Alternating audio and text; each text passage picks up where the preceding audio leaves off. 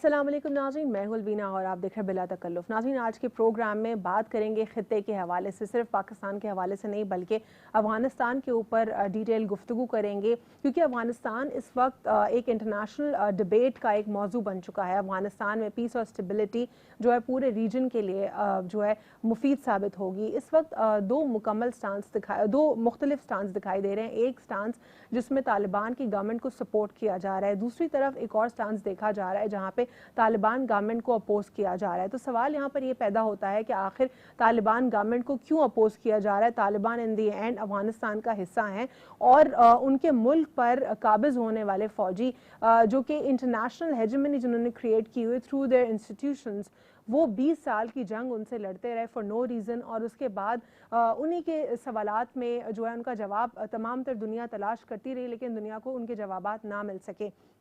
जैसा कि अगर हम बाइडन की गुफ्तगू को सुने, बाइडन से सहाफ़ियों ने गुफ्तगू की, सवालात किए, जिसमें वो क्लियरली उन सवालात को एड्रेस करते नहीं दिखाई दे। एक तरफ तो वो कह रहे थे कि हम जंग जीत चुके हैं, दूसरी तरफ उनका ये भी कहना था कि हम ये जंग 20 साल पहले ही जीत गए थे। तो फिर सवाल ये भी पैदा होता है कि 20 साल तक आप वहाँ पर क्या करते रहे।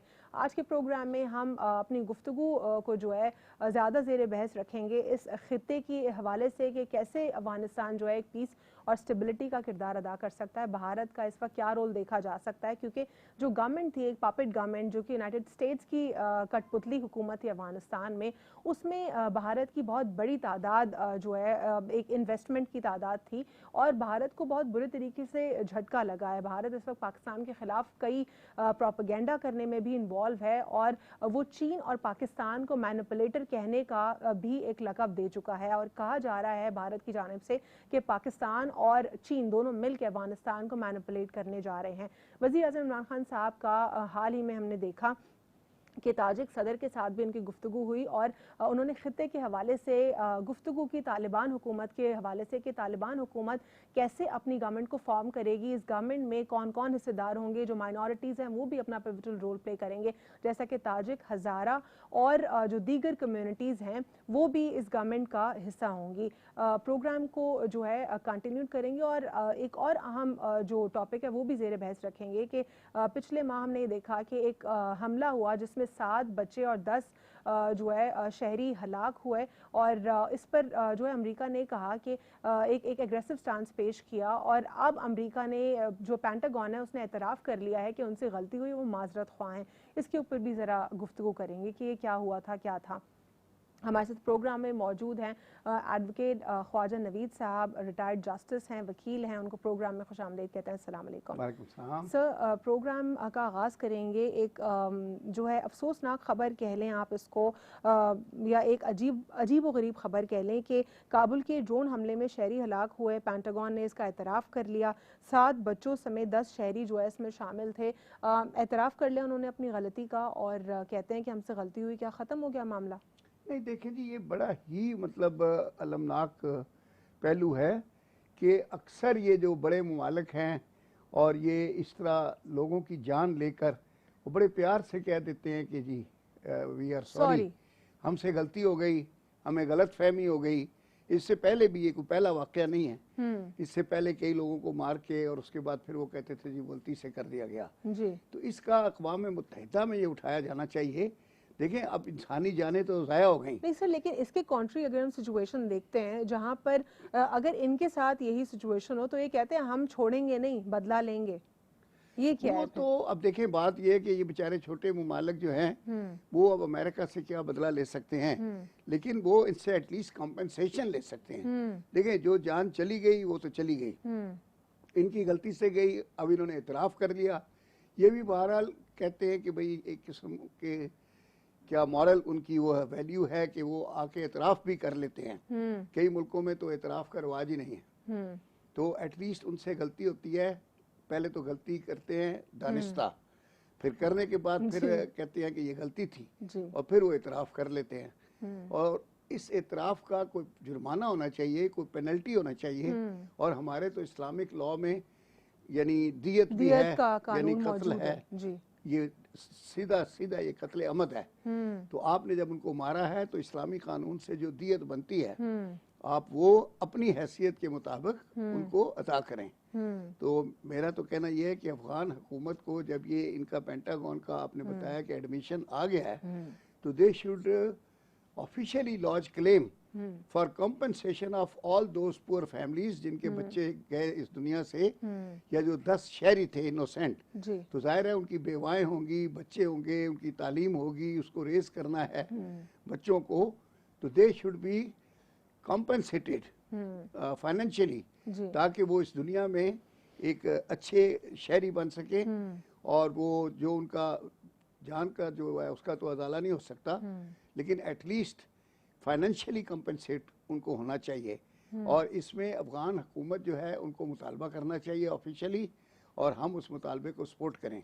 सर, आप अफगान हुकूमत की बात करें, इस वक्त आपको क्या लगता है कि इंटरनेशनली अगर हम देखें तो कितने स्टेट्स जो हैं अब अफगान हुकूमत के तरफ इंक्लाइंड दिखाई देती हैं, और कितनों ने इसको तस्लीम कर लिया है, या आपको लगता है कि किसी ने भी इसको अभी तक ऑफिशियली तस्लीम नहीं किया? असल में बात यह है कि अभी ये वो एक गेस्टेशन पीरियड होता है ना इकोनॉमिक्स में जी, तो ये इनको जीत तो गए हैं, इनको कंट्रोल भी मिल गया है, पावर भी मिल गई है, अब चाहिए रिकग्निशन। तो रिकग्निशन जो दूसरी इंटरनेशनल कम्युनिटी है वो थोड़ा सा अपने स्टैंडर्ड्स के मुताबिक टेस्ट करते हैं, ठीक है ना। अब जैसे हमारा स्टेट बैंक ऑफ पाकिस्तान है, तो वो IMF के रूल्स, इंटरनेशनल वर्ल्ड बैंक के रूल्स, उनके रूल्स को एडहेयर करता है, और फिर वो जब उनकी सारे रेगुलेशंस को मानता है तो वो इस स्टेट बैंक को भी मानते हैं। वो हमारा पे ऑर्डर अगर अमेरिका में जाता है तो कैश हो जाता है, उनका चेक आता है तो हमारे यहाँ कैश हो जाता है। तो ये एक इनके आपस में फाइनेंशियल रिलेशंस होते हैं, और ये जो फाइनेंशियल रिलेशंस होते हैं ये इंटरनेशनल फाइनेंशियल रूल्स और जो भी इनका तरीका है उसके मुताबिक जब काम होता है तो एक दूसरे के जो इंस्ट्रूमेंट्स कहते हैं उनको ऑनर किया जाता है। तो आहिस्ता आहिस्ता हो जाएगा। अब मैंने कल पढ़ा है कहीं कि अब अफगान की जो फ्लाइट्स हैं उनको इजाज़त मिल रही है, सिविल एविएशन शायद हमारी भी दे रही है, तो 1-2 मुल्क देंगे तो फिर सारे दे देंगे। बात यह है कि अब वो पावर में आ गए हैं, 20 साल उन्होंने मार खाई है, मार खाई गया, अब तो लगता है कि उन्होंने मारा है जी। और उसके बाद अब जब उनको हुकूमत मिल गई है अब उन्होंने हुकूमत चलानी भी है। Sir, in the end they belong to Afghanistan, तो अब दूसरी दुनिया, जाहिर है हुकूमत तो दुनिया जाके वहाँ पे नहीं कायम करेगी, जो वहाँ पे अफगानी मौजूद है वही अपनी हुकूमत कायम करेंगे। तो ऑफिशियली आपको लगता है आहिस्ता आहिस्ता ये क्या आपको लगता है कि ये अनाउंस करके प्रोसेस स्टार्ट होगा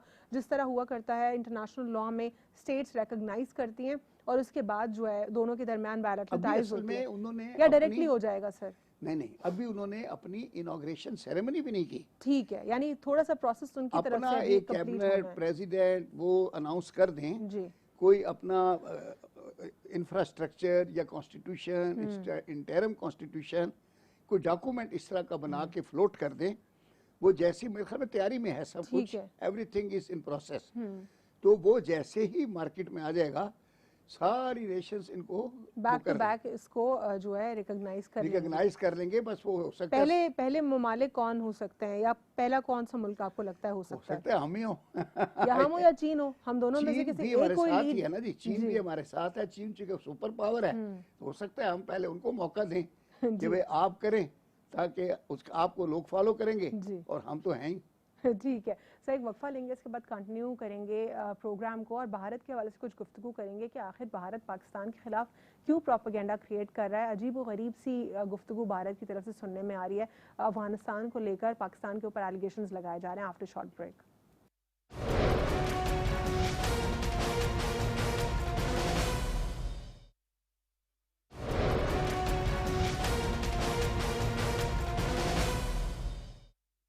welcome back after short break. नाज़रीन, ब्रेक से कबल हम प्रोग्राम में गुफ्तगू कर रहे थे पूरे खित्ते के हवाले से, पीस और स्टेबिलिटी के हवाले से हम गुफ्तगू कर रहे थे, और ख्वाजा साहब से मेरी ये भी बात हो रही थी कि क्या ऑफिशियली स्टेट्स रिकॉग्नाइज करेंगी या bilateral to multilateral ties directly start हो जाएंगे। उनका कहना ये है, और जो कि दुरुस्त है, अभी तक तो अफगान गवर्नमेंट कम्प्लीटली फॉर्म में नहीं आई, वो उस प्रोसेस में शामिल है और पाकिस्तान भी इसका साथ दे रही है। इस हवाले से भी गुफ्तगू करेंगे कि ताजिक हुकूमत, पाकिस्तान और चीन चीन मिलके किस तरीके से अफगानिस्तान में जो तालिबान की हुकूमत है उसको कैसे सपोर्ट करें। लेकिन उससे पहले मैं ब्रेक से कबल एक सवाल छोड़कर गई थी ख्वाजा साहब के लिए कि भारत पाकिस्तान के खिलाफ प्रोपेगेंडा क्रिएट कर रहा है और भारत का ये कहना है कि पाकिस्तान और चीन मिलकर जो है दोनों अफगानिस्तान को मैनिपुलेट कर रहे हैं। क्या कहना है उसका, इस पर आपका? देखिए जी, भारत के साथ तो बहुत बुरी हो गई है ना कि उन्होंने बहुत इन्वेस्टमेंट इंडिया में की हुई थी। अशरफ गनी जो था वो जो हैंड पिक था अमेरिकन का, और वो फिर भारत ने उसकी कमर पे हाथ रखा हुआ था और वो भारत को फुल सपोर्ट करता था। और आपको पता है भारत की जो एजेंसी है उन्होंने वहाँ पता नहीं 70 के 72 अपने दफ्तर बनाए हुए थे जी। और एन बॉर्डर पे वहाँ कोयटा के नज़दीक एक अस्पताल बनाया हुआ था जिसमें बाकायदा वो वार्ड बॉय और वो जो जितने थे वो सफ़ेद कोट पहन के, तो कोई वर्किंग मेजर था तो कोई वर्किंग कर्नल था भारत की फौज का, और वो वहाँ स्ट्रेचर उठा के और ये मरीजों को करते थे। अंडर कवर जॉब्स थी, उनके ओहदे जो थे वो कर्नल और मेजर के थे और असल में जो है वो वहाँ की इंटेलिजेंस एजेंसी के लोग थे। और तो कुलभूषण जाधव के जब उसको अरेस्ट किया गया तब उसने भी इस बात का एतराफ़ क्लियरली किया कि किस तरीके से बलूचिस्तान में कोयटा में घुसकर और फिर कराची भी आया जाता रहा और साथ ही साथ किस तरीके से डिस्ट्रप्शन के केसेस होते रहे। ये जिस अस्पताल का मैं जिक्र कर रहा हूँ ये उधर ही चमन बॉर्डर की तरफ ही उसके बिल्कुल नजदीक लगता है अफगानिस्तान के। जी जी, और वहाँ पे सारा अमला जो था वो यानी वो पर्ची बनाने वाले से लेके वो सारे वो फौजी थे इंडिया के जी, और उनको सिर्फ रखा वहाँ से था कि वहाँ से वो कोयटा के अंदर इन्फिल्ट्रेशन होती है और वो जो लिबरेशन आर्मी बनी हुई है और वो जहाँ भी वो जो दहशतगर्द हैं उनको फाइनेंशियली सपोर्ट करते थे, मॉरली सपोर्ट करते थे, असला पहुँचाते थे। अब ये बीएलए का जो आपने देखा कि किस तरीके से कराची में स्टॉक एक्सचेंज के ऊपर भी उन्होंने हमला किया, वो भी बीएलए के ही लोग थे।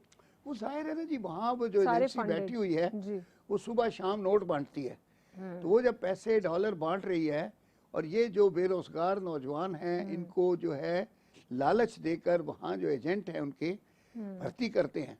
जब भर्ती करते हैं और जब पैसे देते हैं तो जब पैसे देते हैं तो कोई टास्क भी देते हैं। लेकिन ना दुनिया में वो अमेरिकन कहते हैं कि there is no free lunch, तो कोई मुफ्त में आपको डॉलर नहीं देता।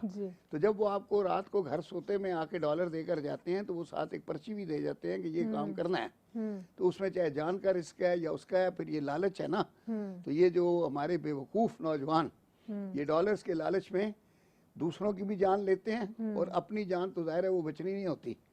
अब देखें ना, यहाँ जो आए थे आप जिनका जिक्र कर रही हैं, पुराना वाकया है स्टॉक एक्सचेंज बिल्डिंग में, तो 5 मिनट में फारग हो गए। वो तो हमारे आम पुलिस वालों ने मार दिए, गार्डों ने मार दिए। तो वो हालांकि वो ट्रेन कमांडो थे, ये देखा कि उनके पास असला उनके थैले थे कितने, और एक उनकी बाहर गाड़ी खड़ी थी, लेकिन वो तो हमारे आम गार्ड ने मार दी है।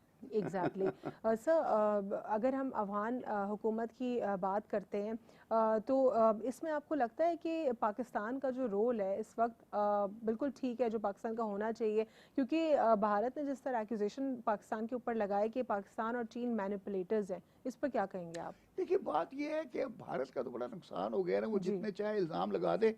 हालांकि वैसे ये है कि वहाँ का जो मीडिया है वो खुद ही भारत के खिलाफ जो है ये इनके इस तरह के सवालों का जवाब देता है, और वो कहते हैं कि मतलब मैंने कितने देखे हैं क्लिप्स कि उनके जो एंकर्स हैं वो उनको ही झूठा डाल रहे हैं कि वो जो बच्चों की स्टार गेम्स और वो पता नहीं कौन सी होती हैं उसमें से रॉकेट और उसमें से फायरिंग दिखा के वो कहते हैं कि ये वो पंजशेर के ऊपर देखे ये पाकिस्तान फायरिंग कर रहा है।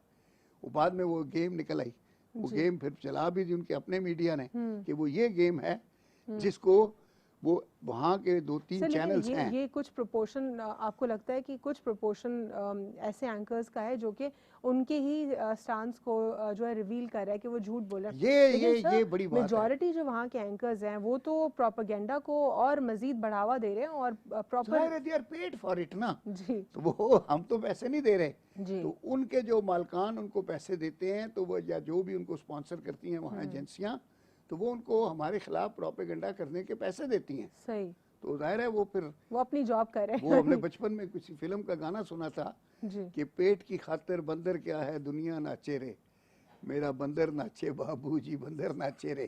तो ये जो इंडिया के एंकर हैं जी। ये पेट की खातिर नाच रहे हैं, बंदर नाच रहे हैं। हाँ। ठीक है, सही। सर, ताजिकिस्तान के हवाले से अगर हम बात करें तो ताजिकिस्तान के प्रेसिडेंट के साथ भी वज़ीर आज़म इमरान खान साहब की डिटेल गुफ्तगू हुई और डायलॉग में बहुत सारे एरियाज़ को अंडर डिस्कशन रखा गया। साथ ही साथ अफ़गानिस्तान में जो तालिबान की हुकूमत है इसके ऊपर गुफ्तगू हुई कि ताजिक, हज़ारा और जो दीगर कम्युनिटीज़ हैं उनका भी एक स्टेक होगा हुकूमत में। क्या कहेंगे आप इस पर? देखिए, इस वक्त इमरान खान, मैं कहता हूँ कि माशाल्लाह तारीख का एक बहुत अहम रोल अदा कर रहे हैं और अल्लाह ताला ने इस आदमी की किस्मत बहुत अच्छी बनाई है और इसको ऐसे मौके मिलते हैं। ये दोबारा एक वर्ल्ड कप आ गया है।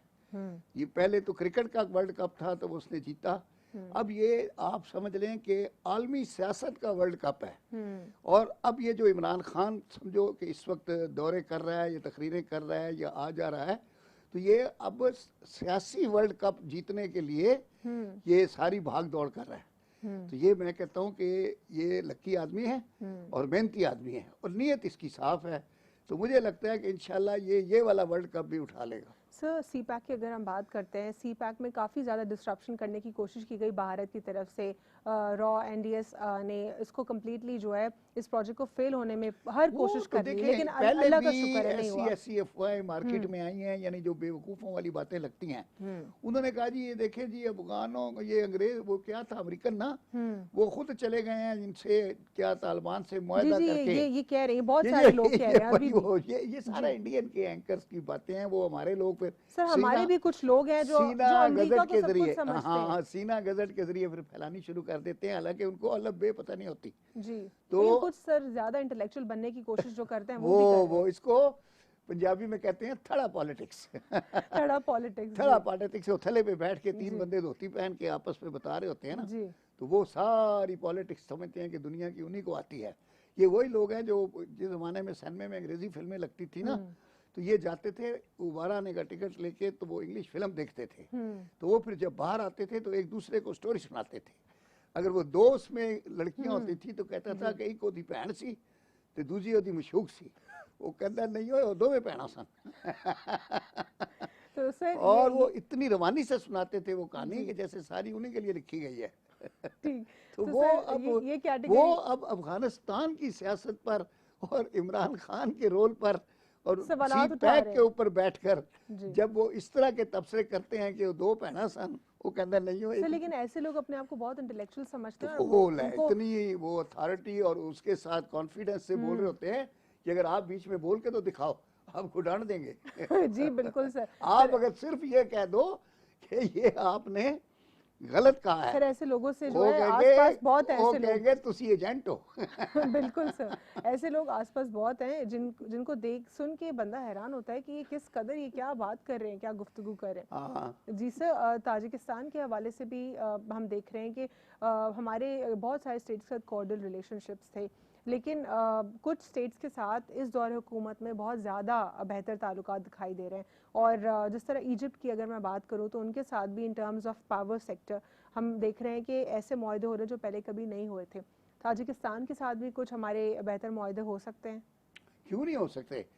ये जो गए थे अभी तिजारती उसमें बिजनेस कॉन्फ्रेंस थी कल, तो वो एक पागल शायर आ गया था, तो प्राइम मिनिस्टर ने उससे कहा कि शायरी बंद करो, बिजनेस की बात करो। He was right। भाई ये बिजनेस फोरम है, तू यहाँ शेरो शायरी लेके बैठ गया है। तो मकसद ये है कि बिजनेस के लिए गए हैं, और जब गए हैं तो जब बिजनेस फोरम्स में जाते हैं प्राइम मिनिस्टर लेवल के लोग, उससे पहले नीचे बहुत होमवर्क हुआ बहुत है। तो वो सिर्फ ऐसे सैर करने नहीं जाते ना, वो कोई स्टेज पे बैठने के लिए जाते हैं।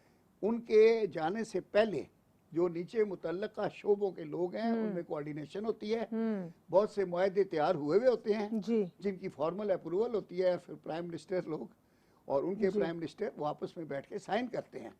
तो ये जब इमरान खान ने ये एक देखिए जाना इतने छोटे मुल्क के दौरे के लिए, इमरान खान जैसे मसरूफ आदमी के लिए वक्त निकालना एक बहुत बड़ी बात है। ठीक है सर, यही से वरना ताजिकिस्तान में वो कोई सेक्रेटरी भी भेज सकते थे कि जाओ भाई, ठीक है, यानी बहुत खास नौयत की ये मीटिंग और वही ना, वो खुद गए हैं, तो इसका मतलब है कि इमरान खान ने वहाँ का जो भी बिजनेस फोरम था उसको बड़ी इज्जत दी है और अहमियत दी है। ठीक और है अपना सर। कोई नायब आदमी नहीं भेजा। ठीक है सर, यहीं से कंटिन्यू करेंगे और कुछ BRI के हवाले से भी बात करेंगे, बेल्ट एंड रोड इनिशिएटिव, और इस पूरे खिते में बहुत सारे ममालिक एसोसिएटेड है पाकिस्तान समेत, आफ्टर शॉर्ट ब्रेक।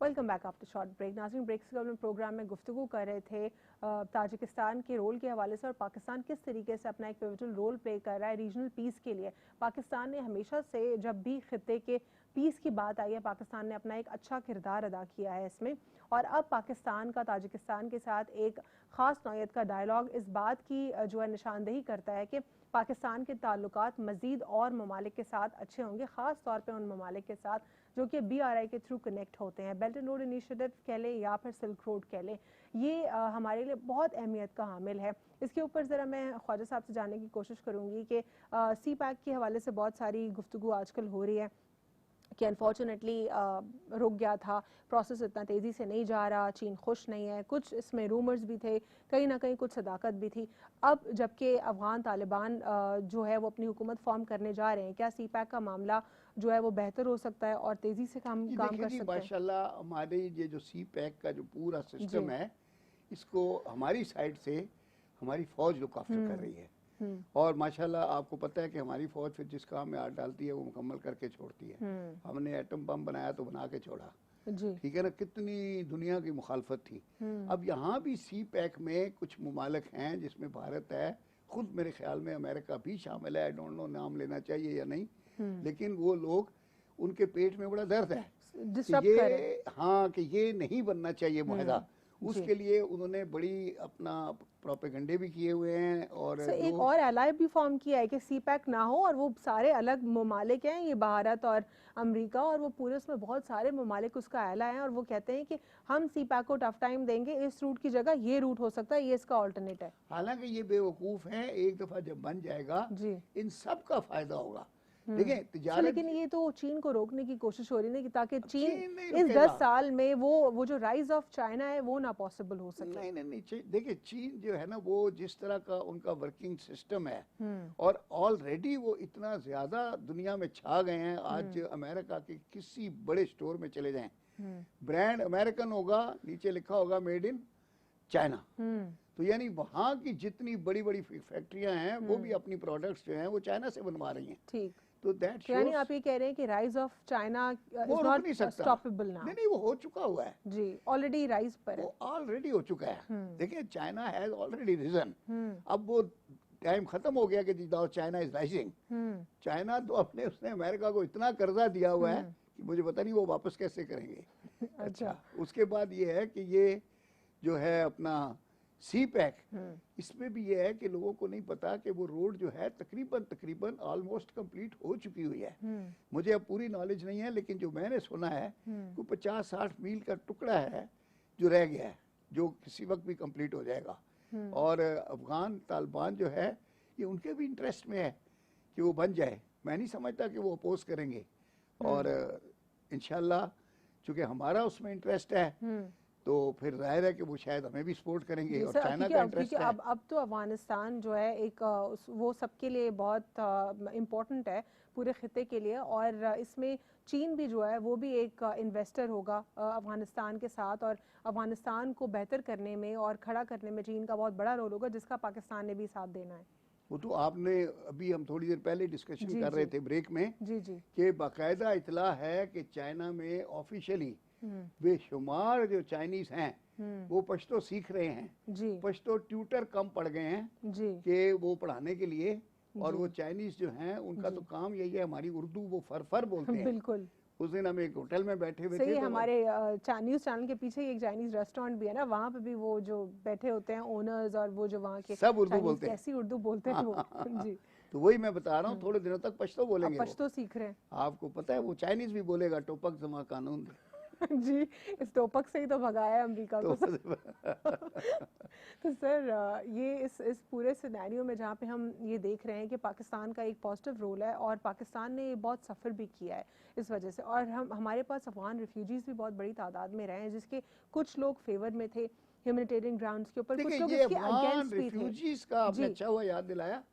इनका जो इन्फ्लक्स है इसको अब इमरान खान साहब कैसे डील करते हैं, वो समझदार आदमी है, उनके पास टीम भी है, और शाह महमूद कुरैशी भी फॉरेन मिनिस्टर है। अब मैं देखता हूँ कि वो किस तरह से इस मामले को हैंडल करते हैं।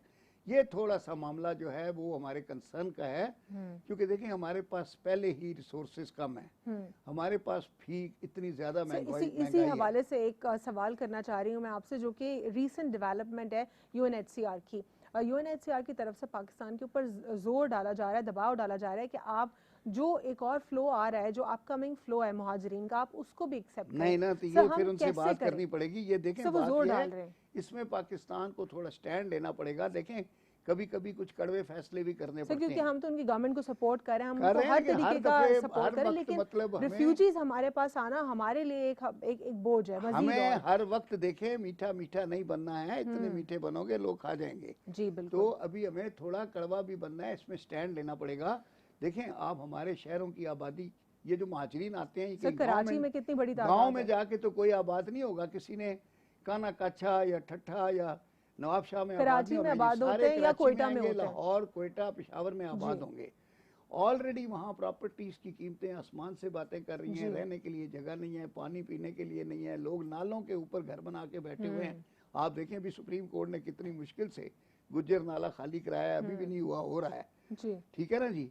तो अब जो फिर ये महाजरीन आएंगे, इन्होंने आके वही नाले के ऊपर ही बैठना है, जो हमने अभी घर तोड़वाए हैं। इंक्रोचमेंट्स की जद में इवन वैसे लोग भी जद में आए इस इंक्रोचमेंट्स की वजह से, जहाँ पे इन्वेस्टर्स का कोई कसूर नहीं था। फिर उसमें वो जो डिफरेंट अथॉरिटीज हैं, स्टेट अथॉरिटीज, जो कि जालसाजी कर रही है, वो फिर माल लेके उन्होंने लीजें बना ली नाले की भी, वो कब्रिस्तानों की भी लीजें बना देते हैं, थानों की भी बना देते हैं।